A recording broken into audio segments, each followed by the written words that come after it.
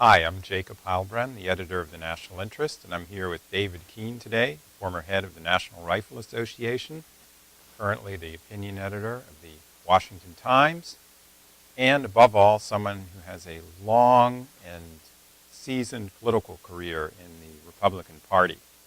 David, my first question to you today is, why did you become a conservative? Well, I come from a Democratic family. My father was a lifelong union organizer and chairman of the Rockford, Illinois Labor Council. My mother was the elected president of the Women's Auxiliary of the United Auto Workers. But that was back at a time when they and others were fighting communists within the labor movement. And I ultimately became a conservative, although the first political activity I was ever involved in was passing out literature during the 1960 Democratic Wisconsin primary for John Kennedy. By 1964, I had left college for a semester to work for Goldwater's presidential campaign. So that tells you that the transition was fairly quickly. And I like to tell the story because if you talk to people, they will tell you that perhaps the most influential book of the on these matters in the latter part of the middle part of the 20th century was Friedrich Hayek's Road to Serfdom, which resulted in Ronald Reagan becoming a conservative, and Margaret Thatcher, when she was an undergraduate, carried a copy in her purse. And a lot of the Russian free market economists say that they were converted by Hayek. I was not converted by that book, but my high school library had ordered inadvertently a copy of a different book by Friedrich Hayek called The Constitution of Liberty. They thought it was a book about the Constitution. And in fact, it's a free market tract that Hayek had done. And the librarian was told to remove it from the shelves. She knew that I liked to read a lot, so she gave me the book. So I can say I was converted also by Friedrich Hayek, and I still have that book. That's a great story. Tell me about Ronald Reagan. What was your impression of him from an early time, and why do you think Reagan became so successful, and what does his success imply for the conservative movement today? Well, Ronald Reagan, first of all, was a wonderful human being. And, those around him, everybody liked him, up to and including Tip O'Neill, though they disagreed all the time on legislative matters and political priorities. But he was a guy who, as people used to say about him, what you see is what you get. He believed what he believed it strongly, and he acted on those beliefs, and he turned out he was right. You'll remember that when Dinesh D'Souza wrote a book about Reagan some years afterwards, and they had a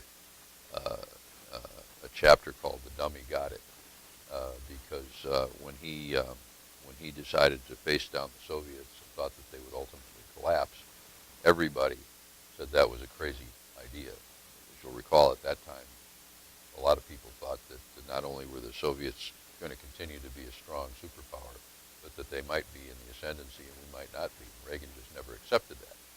And as D'Souza points out, that the only person who said he was crazy at the time who later apologized was Richard Nixon. He said, I got it wrong.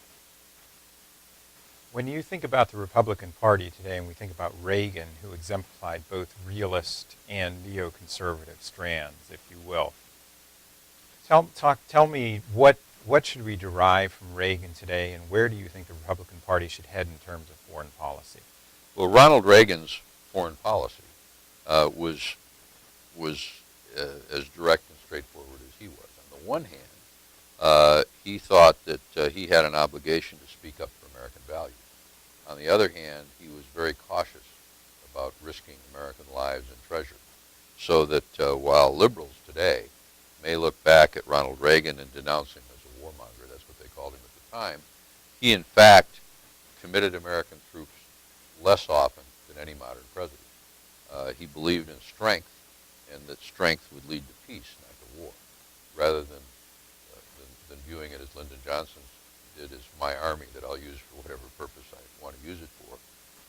And consequently, that seems to be a contradiction, but it's really not, and it certainly wasn't in Ronald Reagan's mind. I used the example actually in an article I did for your magazine years ago about the bombing of the Marine barracks in Lebanon.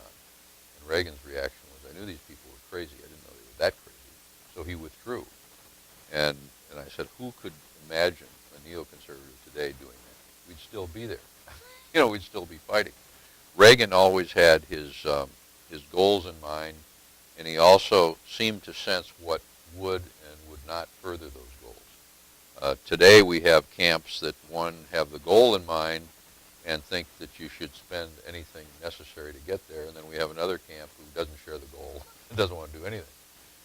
In that sense, Reagan's foreign policy and his approach to the world was both high-minded and realistic. How would you analyze the heritage of the Republican Party? Do you think that its true calling is actually more in the Eisenhower, Nixon, George H.W. Bush tradition, or is it more in the George W. Bush tradition? Well, you have to remember that George W. Bush, prior to 9/11, considered himself to be in that other tradition.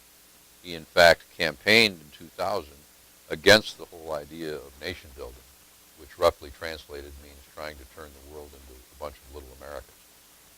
After 9/11, he became really a captive of thinking that suggested that the way that we could solve our problems was to create democracies around the world, because, as they used to put it, democracies don't make war on each other, which is historically absurd, but it was a claim that was constantly made.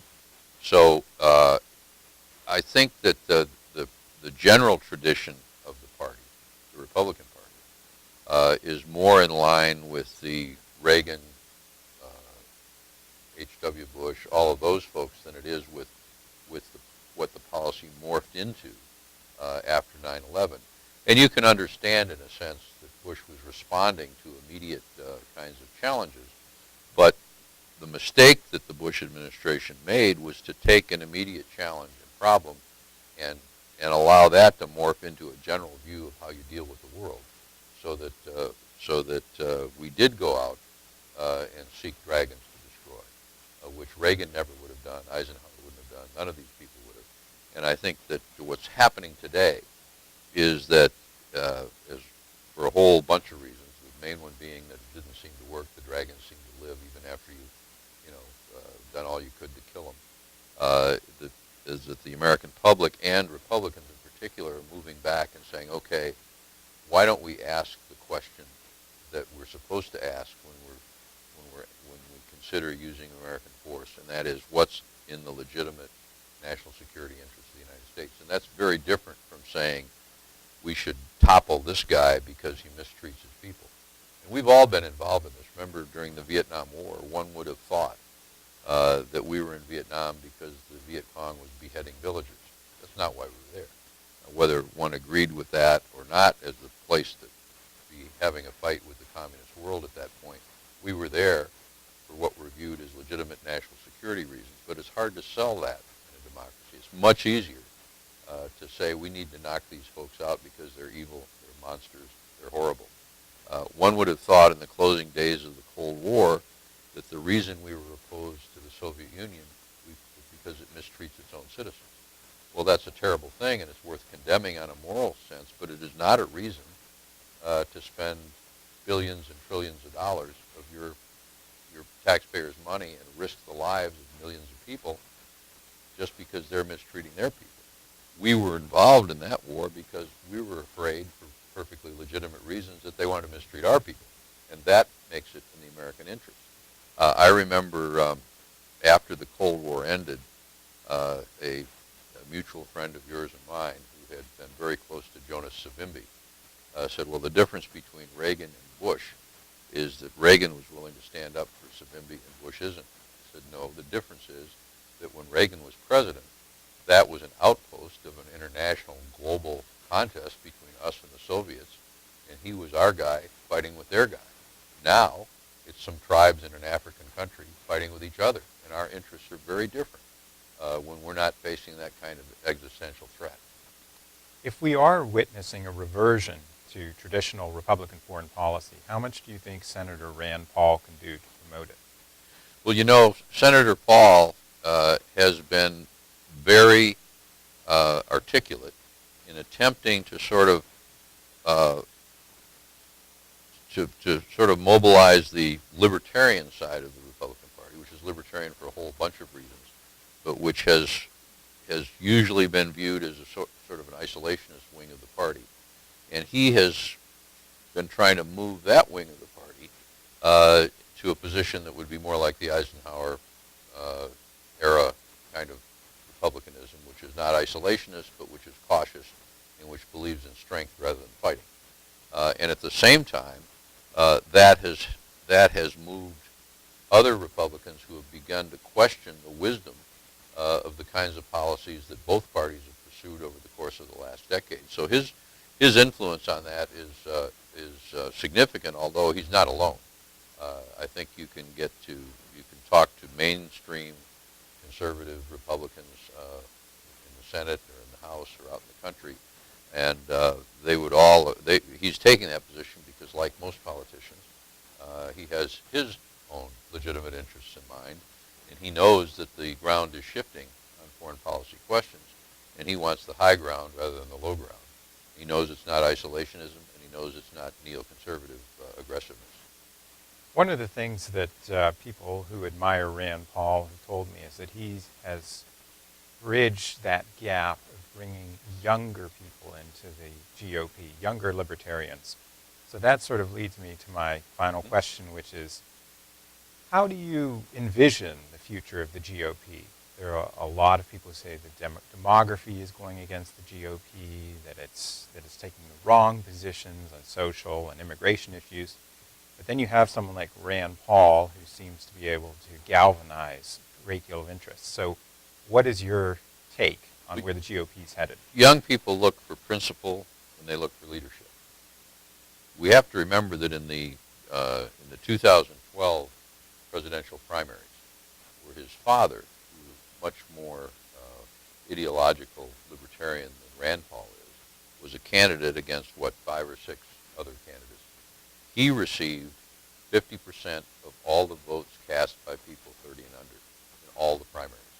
So young people are attracted to that kind of what they see as principled leadership, whether they agree on everything or not. That's why they were attracted to Reagan. That's why they're not attracted to somebody who they see as just a Washington operator. And he comes across as someone who can do that. And I've been around for a while, and I've witnessed various funerals for the Republican Party. After the 1964 defeat of Barry Goldwater, Time and Newsweek, which were actually important publications back in the day, had covers about the death of the GOP. 4 years later, Republicans elected a president. In 1974, those kinds of covers appeared again after Watergate, and the Republican National Committee actually considered changing the name of their party because no one would ever vote for a Republican again. 6 years later, Ronald Reagan was president of the United States. The same things happened on the other side. After George Bush was elected, there was talk about, if you'll remember, the Republican electoral lock, that no Democrat could possibly be elected because of the way the Electoral College worked. 4 years later, they had a Democratic president. So the one thing you can't do in politics is bet on the future, because things change very, very quickly, and parties respond in much the way that businesses do. They have customers. We call them in politics voters. Companies call them customers. But in the marketplace, one of the parties is going to go after the customers in an effective way and manage to put together a winning campaign, and the other one, in power, regardless of which party it is, often screws things up badly enough that they lose anyway.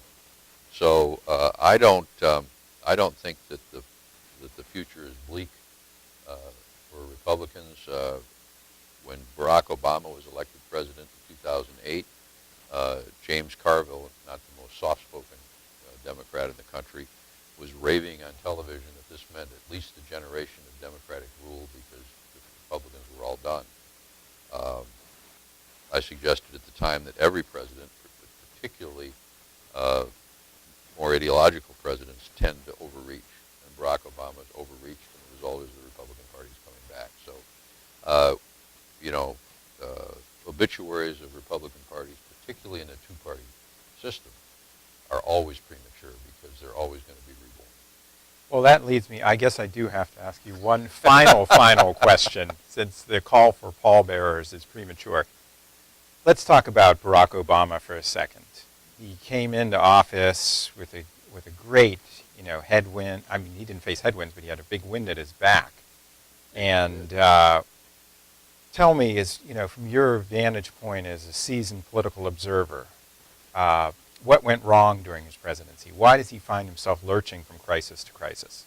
Well, every president, and this isn't just presidents, but every political candidate, may know during the course of the campaign that people are attracted to him because they don't like his opponent. In the presidential thing, because of the economy or because of a war or because they're just tired of the other party. But the day he wakes up and has been informed that he has become president, he believes that people voted for him because they agree with everything he wants to do, even if he hadn't talked about it. Remember, during the Clinton administration, Bill Clinton and his wife decided that what Americans wanted was a health care reform, comprehensive health care reform. Well, people went back, and he said that that's what they voted for. It turned out one sentence in one speech during the campaign referred to it. And yet when he woke up, he knew that's why he'd been elected. Barack Obama woke up thinking that his view of a fundamentally changed America was what the voters voted for. That's rarely the case, and it wasn't the case here. You combine that with the fact that he was inexperienced. He doesn't listen well to others. In the Senate, he didn't really make much of a mark. And as president, he just decided to try to do what he could do. He got his signature bill, the Obamacare, as it's called, bill, passed without one Republican vote. He tried to push things through, but he didn't even develop friendships with members of his own party at the time. And as a result, when trouble hit, he was out there alone, and he tried to bull his way through. That's not a model for successful leadership, particularly at the presidential level. We're now in the middle of, or maybe just preparing to end this latest government shutdown, which is not as unique as the commentators would have us believe, because it's happened 17 times at least since 1970. But Jim Baker, who had served as chief of staff to Ronald Reagan had, I think, 6 or 7 shutdowns in his fights with Tip O'Neill. They were over such, at the time, momentous battles as the MX missile and aid to the Contras. Baker said whenever they hit that point, Reagan would immediately call the leaders of both parties together, and they'd cut a deal, and they'd reopen the government.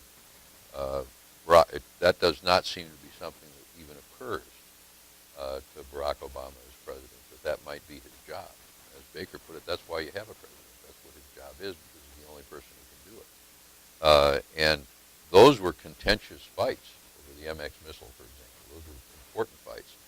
The most government shutdowns in our history took place during the Carter administration. And those fights, 4 out of the 5 of them, were over Henry Hyde's anti-abortion amendment. Now, if you can cut a deal over that, which they did every time, you could certainly cut a deal with this Republican Congress. Well, David, thank you for this fascinating interview. My pleasure. Thank you.